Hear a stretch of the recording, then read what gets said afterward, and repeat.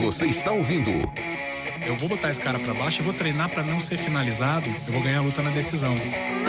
Nocaute Transamérica. De volta com o Nocaute Transamérica dessa segunda-feira, hoje recebendo aqui o Serginho, lutador que participou do TUF Brasil, lutou no UFC 147, recebendo também o Goichi Yamauchi, lutador aqui de Curitiba, e também o doutor Marco Aranha, veio conversar com a gente aqui sobre algumas questões médicas aí envolvendo o MMA, envolvendo as lutas. Você pode participar do programa com a gente pelo nosso Twitter, o @NocauteT, pelo e-mail nocaute@transanet.com.br, pela mensagem de texto 49810, escrevendo nocaute e mandando o seu recado, que no final do programa tem sorteio aí de par de ingressos para cinema, vale película instalada para celular da E-Point e barril de Kaiser com 4 litros. Baterias Eliar é Neymar, central de vendas 3334-2104. Vamos para os nossos quadros aqui, o nocauteado e o cinturão de ouro. Vamos saber quem mandou bem e quem mandou mal no final de semana de lutas aí pelo mundo. A gente começa com o cinturão de ouro. Cinturão de ouro. Cinturão de ouro. Cinturão de ouro. E aí, Ricardo, pra quem vai? Tem alguma dúvida ou não? Não, acho que vai pro... Não, brincadeira. Pô, não tem como deixar de ser diferente. Anderson Silva, maior lutador da história do UFC, com certeza. Discutivelmente aí, mas um dos maiores da história. Acho que não tem como, pelo menos, não ser o segundo, né? Depois do Fedor. O cara conseguiu 10 defesas de cinturão no UFC, meu amigo. Isso não tem ninguém que chega nem perto desse recorde. 16 vitórias seguidas no UFC. Nunca perdeu, não tenho nem o que falar. A gente viu alguns lances ali de genialidade, né, do Anderson. No primeiro round ele tomou aquele atraso, no segundo ele chamou o Sonnen pra golpear, baixou a guarda, uma coisa que ele tinha feito na primeira luta e não deu certo, porque o Sonnen conseguiu conectar um direto bom ali. Nessa, mas ele não teve medo, baixou a guarda, chamou o Sonnen pra golpear, deixou o Sonnen cair no erro, né? Errar. Ele explorou o erro do adversário. Então, nessa de chamar o Sonnen pra trocação, botou as costas na grade ali, como se tivesse acuado, chamando o Sonnen pra bater. O Sonnen fez aquela graça lá daquele cotovelo rodado, o soco rodado, não deu nem pra ver direito, caiu no chão. Então foi um momento de genialidade do Anderson. Ali depois ele aproveitou, né? Não deixou o adversário respirar, aproveitou pra nocautear. Não tem dúvida aí, Sonnen é o Anderson Silva, cinturão de ouro. E o nocauteado do final de semana, vamos lá. Nocauteado. Só vai inverter os papéis aí, Ricardo? Não dá pra ser diferente também, né? Mas não só pela derrota, eu queria falar assim, o Sonnen, ele, fez todo aquele trash talking, né? Ele conseguiu vender essa luta. Eu acho que até um mérito pra ele de conseguir ter vendido essa luta. O Sonnen tá longe de ser um adversário do nível do Anderson, mas vendeu a luta falando muita bobagem, falando de tudo, falando que ia surrar o Anderson, que era mais atleta. Eu acho que a atitude do Vanderlei depois da luta também foi legal, foi um tapa de luva bem dado. Anderson, né? Do Anderson. Exatamente. Falei o quê? Vanderlei, desculpa. Do Anderson, depois da luta, foi um tapa de luva muito bem dado. E que foi um nocaute pro Sonnen, né? O Sonnen que é muito falador. Teve que ir lá e dar a mão pro cara. Eu acho que o cara desse, quando vê um cara que nem o Anderson, que soube ganhar, né? Ele não ganhou e não foi tirar onda, não foi fazer babaquice. Tem uns caras tipo o Nate Diaz, assim, que já são mais... O Nick Diaz, né? Ele foi lá, deu aquele tapa de luva, falou, vamos comer um churrasco lá, minha esposa cozinha pra você e tal. Cara, ele desmoralizou o Sonnen completamente na entrevista. Então o Sonnen, como ele falou demais, e na hora, ele teve uma performance muito ruim. Tudo bem, o primeiro round foi perfeito, mas no segundo round... O que culminou no fim da luta foi uma performance muito ruim do Sonnen.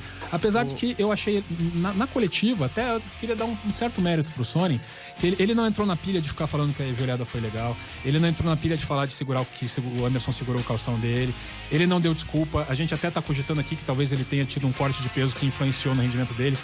Não usou desculpa, não falou nada. Eu achei que nessa coletiva ele foi um cara elegante.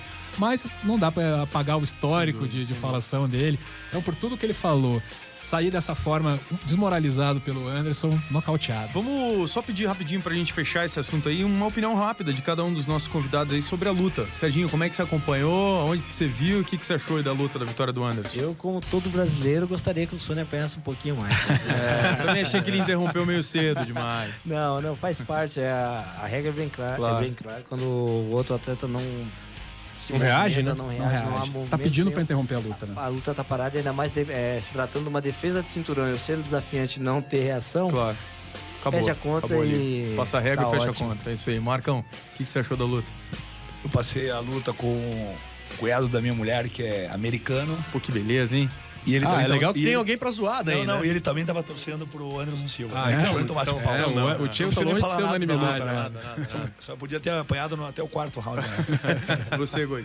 Não tem nem o que falar do Anderson, né? O cara é o melhor do mundo mesmo. Assisti lá na casa dos meus amigos. A gente vibrou muito, né? Como todo brasileiro.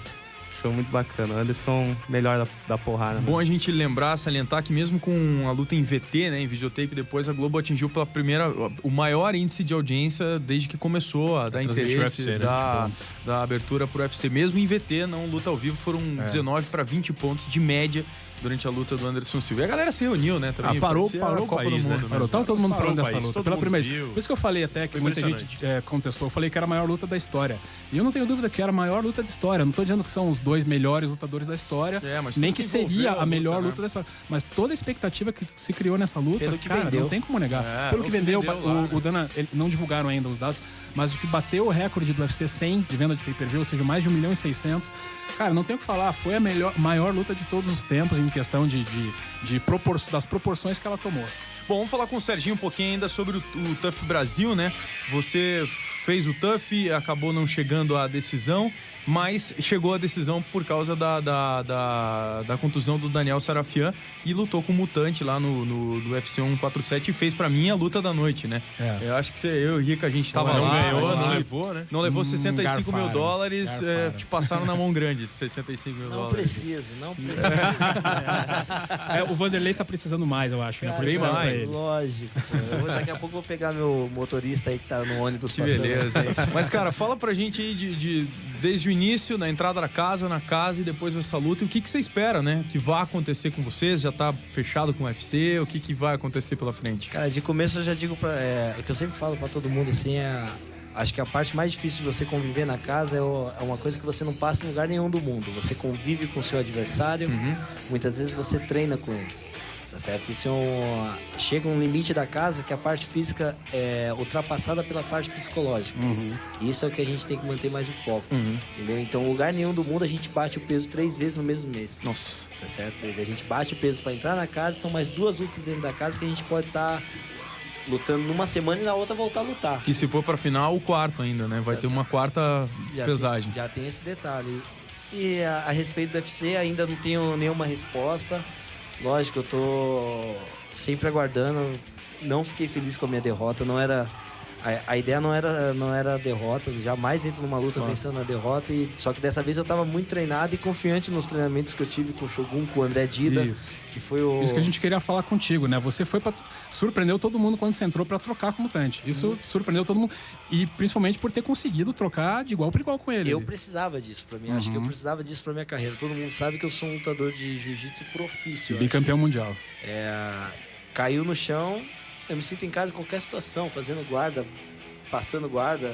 50-50 na entrada, na luta da entrada na Essa casa. daí eu mostrei lançamento pro UFC. Verdade. Só que eu precisava também adquirir a confiança na parte em pé. E treinando com, na minha opinião, o Shogun, o André Dida, que são um strike por ofício. Isso sim é um strike por ofício. Muita gente falou, você vai lutar com um strike por ofício. Eu falei, não, o César não é um strike por ofício, é um atleta moderno de MMA. Ele treina de tudo um pouco. Ele treina jiu-jitsu, treina Muay Thai, treina wrestling, tudo igual. Entendeu? Então eu precisava dessa confiança. Sei que é um atleta que tem a mão pesada, eu pude sentir isso também. Mas é de igual para quando a gente passa a treinar, para mim tudo é treino. A sorte vem com treino, tudo é treino. Então eu treinei muito, estava preparado para qualquer situação. E eu queria trocar porrada 3 rounds, eu queria fazer isso. E foi legal também, né, isso, Serginho? Porque a gente viu já alguns lutadores, quando chegam numa luta decisiva, puxa, essa luta pode me dar um contrato com o UFC, às vezes o cara trava, às vezes o cara quer ganhar nos pontos ali. E você, a nossa sensação foi que você entrou assim, olha, não tenho nada a perder, eu quero lutar, quero fazer uma luta legal. A gente tinha até conversado com o Vanderlei na nossa entrevista, né, Faquinha? E o Vanderlei falou isso, pô, eu senti um pouco isso, meus lutadores lá na casa, se os caras entraram meio travado, eu quero que a galera faça a luta boa. Porque mesmo sendo derrotado, se você faz uma luta empolgante, você ganha um contrato. A questão acho que nem... Não passa isso pela cabeça. Acho que o que torna tudo o caminho mais fácil é quem tá ali com você, quem convive. No caso, os treinadores. Eles que te passam essa confiança, entendeu? Você não... eu imagino dessa forma sempre que eu vou lutar. Eu sou o carro e quem tá me treinando é o piloto. Entendeu? Então eu sigo a risca o que o meu treinador fala, vamos fazer isso, vamos fazer aquilo. Então a culpa tá toda na mão do meu treinador. Eu tiro a culpa de mim e eu sempre procuro soltar os bichos ali em cima. Não adianta eu treinei, imagina, 4 vezes por dia, chega a treinar 6 horas diária pra chegar lá e travar, não, que é isso, vamos soltar. Se tiver que ser nocauteado, vou. Se tiver que ser finalizado, vou. Mas vamos pro pau. Não, vamos lutar. Serginho, o Dana White deu uma declaração, cara, até sobre o pessoal do TUF Brasil. Ele disse que ficou meio insatisfeito, que o pessoal tava muito estrelinha. Ele só tirou o chegada Mutante lá, desse BH. pacote aí. Ele até falou que o único que ele não coloca nesse pacote era o César Mutante. O que você achou dessa declaração dele? Não sei nem se você viu ele falando isso aí, mas ele disse que achou que o pessoal do TUF Brasil, como o programa, até nas palavras dele, como o programa deu muita audiência, ele achou que o pessoal ficou muito estrela, tava muito famoso já. Chegou no dia do evento já se achando. Eu não tinha nem... Foi hoje. Ele falou hoje. Foi hoje. Não ligou pra mim, não falou. Pois é, não ligou, não falou nada. Até eu converso com ele depois, né? Que é isso, mas é até de se entender que muda a vida de muita gente, assim, tipo... A gente tem aquela perspectiva que antigamente o UFC, quem assistia era 500 mil pessoas, vai, tipo, pay-per-view, assinava uma TV, com a entrada da Rede Globo na parada foram 20 milhões de pessoas. Então, faz um absurdo, boom. né? Imagine, até tem muita gente que não conhece vários atletas brasileiros que lutam aí fora, mas já conhece o César Mutante, já conhece o Serginho. E aqui a galera não era conhecida. O Dana até comparou a audiência do TUF com a NFL, né? Que é a Liga de Futebol Americano. Pra explicar a audiência maciça que teve aqui no Brasil. Mas tem que também que ver qual é a situação de estrela, né? Porque eu acho que eu jamais me botei em situação de estrela. Pegando ônibus, pegando situação de estrela nenhuma, brinco com todo mundo. Esse é meu astral sempre, dá risada. Eu falo por mim, não sei de outras pessoas. Esse teu jeito extrovertido, que talvez algumas pessoas tenham pensado assim, eu vi isso de algumas pessoas, mas ele tava ali meio brincando, levando a brincadeira. Eu acho que não, acho que isso era a gente que viu você na casa, viu que você era um cara extrovertido e que aquilo era natural teu, que você tava lutando de uma forma natural, você não queria travar nada. É uma coisa que eu sempre falo, ninguém me forçou a subir no octagon, ninguém nunca me forçou a ir para um tatame, ninguém nunca me forçou a viajar e lutar um mundial fora. Eu sempre fiz tudo isso porque eu quis, é minha escolha de vida. Então sempre eu faço com um bom astral, sempre que você me ver dentro do octagon eu vou estar rindo, porque eu tô feliz, ali é a minha vida. Ali apanhando, rindo, assim. O que foi? Apanhando, rindo. Se levar um coice na boca do estômago e o cara se arregaçar, você vai estar rindo. Às vezes faz parte, não tem jeito. A gente dá risada até pra disfarçar, pra não mostrar que pegou. É verdade. Ô Marco, o Serginho só entrou na final pra lutar com o Mutante por causa da lesão do Daniel Sarafian. E esse mês passado aí, cara, foi uma enxurrada de lesões, né? Não, continua ainda. Toda semana né? tem. É que a semana começou hoje, mas aquele mês foi impressionante. Tinha lesão todo dia a gente tinha informação. E antes tinha tido o Vitor, depois foi o Zé Aldo, Daniel, fora os caras aqui de fora. Por que é isso, cara? É a intensidade do treinamento, é o número de lutas mais constante, o que é? Ponto número 1, o Serginho já falou, né? Ele, pra essa luta, ele tava treinando 6 horas por dia. Então tenta imaginar, o corpo é sujeito a essa intensidade de treinamento. A parte 2, o importante é que a partir da hora que o atleta se sujeita a fazer esse tipo de treinamento, ele tem que saber que o corpo dele é uma máquina, né? Então ele não pode comer igual uma pessoa normal, ele não pode não querer suplementar, ele não pode querer ter uma abstinência do sono dele e principalmente não cuidar do corpo dele como se fosse uma máquina mesmo, né? Então, ainda hoje, aqui no Brasil, é bem diferente dos Estados Unidos, né? Nos Estados Unidos, os atletas, felizmente para eles vêm de um colégio, de uma universidade que já tem esse apoio para eles, como atleta. São lutadores de wrestling, que ganham bolsa de universidade, então eles já têm um aporte nutricional, um aporte médico, um aporte de treinamento diferente do brasileiro. Talhados, né? Para isso. Com certeza. Né? Hoje em dia, como o Serginho falou, com essa entrada da Globo, tudo, a tendência está sendo diferente agora. Né?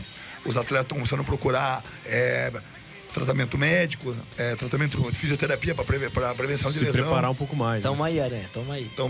Serginho, você é um cara patrocinado. Muita gente lá, muita gente procura para isso já. Graças a Deus, assim, tipo assim, como eu já fui atleta, né? Eu ainda procuro ser um atleta amador. Muitos lutadores confiam no meu trabalho por esse misto que eu fiz, esse misto de atleta e médico. E graças a Deus, assim, eu tenho a confiança do Vanderlei, do Verdun, do Cristiano Marcelo. Eu tenho alguns atletas locais, como o Gilberto Galvão, que ele também tem cinturão. E por coincidência, eu falei com o Serginho agora, há um mês atrás eu tinha conversado com ele na academia e eu falei que ia dar uma força para ele também. Que bacana. Pô, legal. Guaxi, qual que é a tua rotina de treinamento pra gente entender um pouco mais isso que o Marco tá falando, né? Levanta, come, dorme e luta. Na verdade, treino o dia inteiro, né? Dia inteiro? O dia inteiro. De manhã eu faço treino de MMA. PlayStation. Aí à tarde, todo dia, né? Daí... Nintendo Wii. Também. Daí à tarde eu mesclo Você já boxe, jogou Muay com Thai Blanca? e o Blanca? jiu-jitsu. Blanca? É? Já. Que dá choque? Já. Você não me ganha no Blanca, bicho. E o Dawson? Fazer um desafio vocês no Octagon e depois num videogame aí com o ET, pode ser? Não, Eu só no ganho os dois videogame. ainda. Só no Vai videogame, te tá bom. estoporar nos dois, né? Você vai ver. Então é assim, o dia inteiro, cara, treinando. Inteiro, faço preparação física, jiu-jitsu, boxe, porque no MMA a gente tem que estar pronto pra tudo, né? Só, aqui no Brasil a gente só não tem um wrestling bom ainda, mas a gente procura sempre estar, né, trabalhando bem as quedas, mas não que nem os americanos ainda. Você tá com quantos anos, Goit? 19. Você tem 17 lutas já e 16 vitórias no Isso. MMA, é Você isso? começou com 17 anos de idade, de 2 anos de idade, lutar. Não, eu comecei com 3 anos no Karatê e até hoje nunca mais parei. Você batia em piada no colégio? Não, nunca bati ninguém. Ah, E velho. na tua última luta no Shotô, você finalizou o cara em 50 e poucos segundos, né? 50 segundos se tiver felicidade, graças a Deus. Foi uma posição ali bem curiosa, assim, eu nunca tinha visto assim naquilo. Você deu o chute, ele defendeu e nisso você foi pras costas dele em pé ainda. Isso, Né? É uma posição treinada aquilo? Na verdade, não vou mentir, né, pra vocês que eu treinei aquilo. Na verdade, foi instinto, na verdade. Foi instinto, mas foi um instinto Até inteligente. o pessoal comenta na academia que eu gosto de pegar as costas, né? Daí, pô, o cara me deu uma brecha ali, Já era. E ali no Vou pegar. Matalhão também o cara não tava querendo entregar o pescocinho, mas você Não. falou, agora você tô vai aqui nas costas, agora você não vai sair. primeiro Né? round, né? Só ir bater. Isso é legal de ver, lutador de jiu-jitsu, né? O originário de jiu-jitsu não entrega a posição de pegar as costas, né? Às vezes você vê um wrestler, cara, o cara pega as costas e não sabe trabalhar a finalização, né? Bem, né? Cara, quando o não dá. jiu-jitsu, cara, caiu ali nas costas, né? De costa não dá. Não dá, né? Não dá pra deixar Você passar prefere de nessa. costa não. Não, imagina, olha o comentário dele. O cara me deu uma brecha, eu peguei. Ah, Que figura, cara, que figuraça. Cara, essa tua luta tá no YouTube, né? Teve transmissão, inclusive, tá aí. Tô quem vendo quiser. aqui, inclusive, O nesse Rafa momento. tá vendo, a gente tava assistindo antes ali. Cara, foi uma luta, é isso que o Rica falou, né? O cara te deu uma brecha, você levou ele pro chão, o cara não levantou mais, bateu. foi instinto. E mesmo sabendo que o cara era um faixa preta bom, já tinha ganhado meu professor até. Na hora que eu peguei as costas, falei, vou finalizar e. Vamos fazer o seguinte, Serginho, comenta a luta aí então. O que você tá vendo? A gente tá assistindo a luta aqui, faz o comentário. Você que é bicampeão mundial de jiu-jitsu, Tira simplesmente. Opa. Mas é. Cara, que show de bola. O chute já saiu mochilado. Foi um chute com mochila. Ali ganhou uma mochila, lá não sai mais. Ó. Pode até dar o nome pra posição de Yamauchi. É verdade. É, Treinar cara. todo dia essa posição. Né? Pô, agora você tem que treinar, depois você vem aí e diz pra gente que você treinou o golpe mesmo. Não foi nada por Já aprendi acaso. mais uma. Olha. Deixa eu até escrever. Que beleza, hein? Bom, a gente tá caminhando aqui pro final do programa. Vamos fazer o nosso quadro preview. A gente vai ter que fazer o preview agora pra gente poder falar com o Rica sobre os eventos aí que vão ter no final de semana, o que é que vai acontecer, o que é que vai rolar, quais são as principais informações aí que a gente vai passar. Vamos com um rápido intervalo e daí a gente volta para essa última parte do programa com o preview, batendo mais um papo aqui com os nossos convidados, com o Serginho Moraes, com o Marco Aranha e com o Goit Yamauchi, os nossos convidados hoje aqui no Nocaute Transamérica.